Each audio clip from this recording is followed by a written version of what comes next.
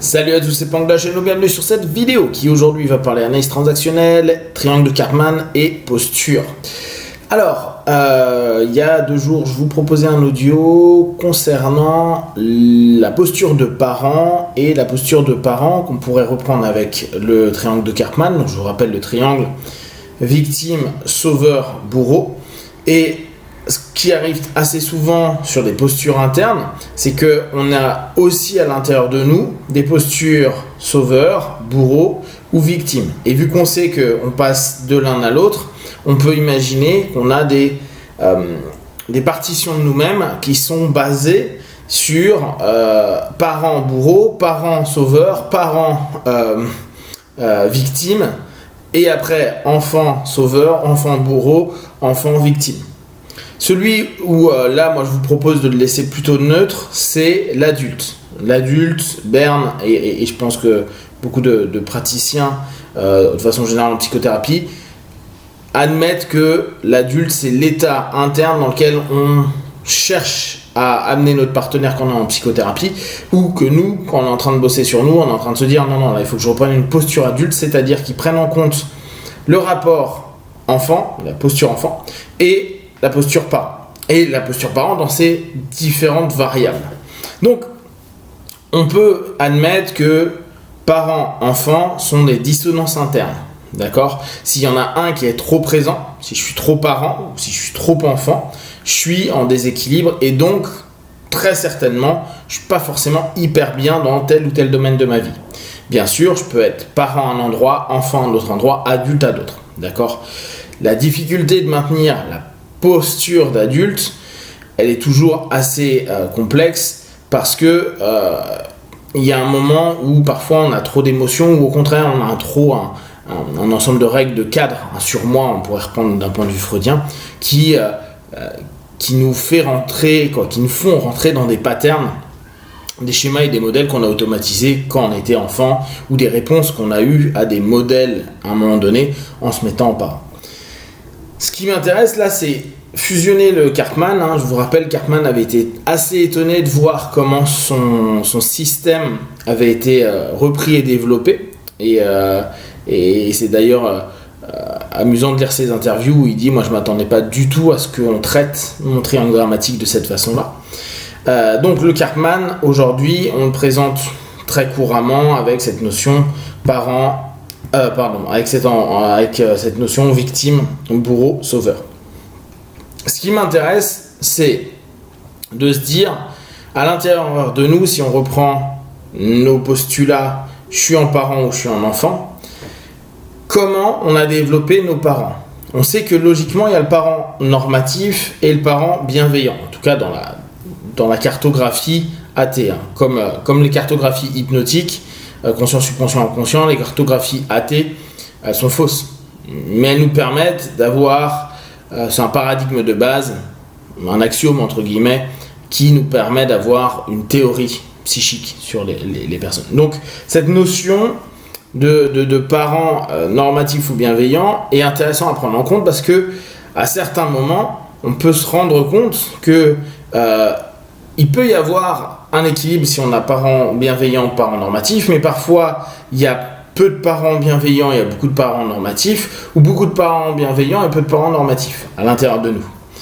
Et à ça, on peut y rajouter donc la version Karpman, c'est-à-dire que on peut se dire, mais oui, mais on peut être un parent normatif et qui a de fortes chances à partir dans une espèce de désintégration, si je reprends une sémantique plutôt énéagramme, qui va, à mes yeux, nous faire arriver dans un parent bourreau. C'est-à-dire qu'on n'est plus dans les règles, les normes, même s'il y a une espèce de rigueur et que c'est strict, on arrive carrément à abîmer ou s'abîmer en l'occurrence, parce que c'est jamais assez bien, c'est toujours de la merde, c'est jamais ce qu'on demande, etc. En fait, ça devient une terreur intérieure et où il n'y a plus du tout pour soi de vision juste, positive, agréable, quoi qu'on fasse, de toute façon, ça sera pourri.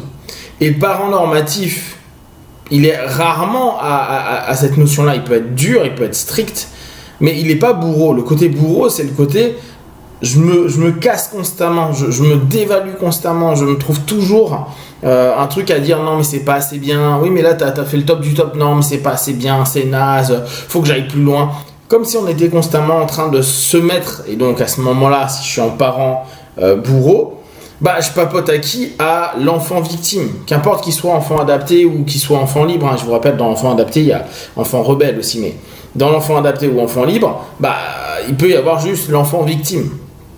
L'enfant victime, c'est victime de qui? Victime de nous-mêmes, de cette posture de parent qui à ce moment-là est bourreau. Le danger qu'il peut y avoir, c'est remettre en place dans le processus d'accompagnement un parent bienveillant qui sera un parent sauveur. S'il devient parent sauveur, bah on crée un Cartman interne qui risque d'être un peu emmerdant pour nous parce qu'on veut se sauver de quelque chose et parfois c'est là où les personnes rentrent dans un travail de développement personnel, qu'importe par quel biais, mais ils sont pas dans de la bienveillance, ils sont dans imposer le sauvetage intérieur. Il faut que j'aille mieux, il faut que ça aille bien. Non, il faut que je vive comme ça. Il faut que je suive ces règles-là. Il faut que je fasse ceci et cela. Parce que c'est comme ça que j'irai bien. C'est comme ça que mon gourou, mon maître, mon sensei, mon truc, mon machin m'a dit qu'il fallait que je fasse pour me libérer des tensions, du mal-être, du malaise ou de tout ce que vous voulez. Et à ce moment-là, on crée des conflits incroyables où nous-mêmes, on est en train de mettre en place un ensemble de postures où, bien sûr, on aura avec nous-mêmes une espèce de tension constante, une espèce d'affrontement, des variations psycho-émotionnelles qui sont importantes. Et si à l'intérieur de nous, c'est le dawa, c'est le bordel, bah, il y a de fortes chances qu'on le fasse vivre aux personnes autour de nous. Et donc, bah, qu'on soit facilement en mode sauveur, on soit facilement en mode bourreau, on soit facilement en mode victime. Cette idée-là, là c'est juste une introduction parce que c'était ce que moi j'observais depuis pas mal de temps et j'arrivais pas forcément à bien le verbaliser, mais je pense que ce modèle-là, on peut vraiment le cogiter sur chacune de nos postures. En tout cas, parents et enfants. À se dire, ok, qu'est-ce qu'un parent à ce moment-là bourreau? Qu'est-ce qu'un parent sauveur? Qu'est-ce qu'un parent victime? Alors le parent victime, je trouve qu'il est plus complexe à aller rechercher, en tout cas. On peut aller cogiter dessus. Et pareil, l'enfant, donc on sait que la plupart du temps, on dit qu'il est adapté ou qu'il est rebelle, mais quand est-ce que l'enfant est un enfant bourreau? Quand est-ce que l'enfant est un enfant victime? Et quand est-ce que l'enfant est un enfant sauveur?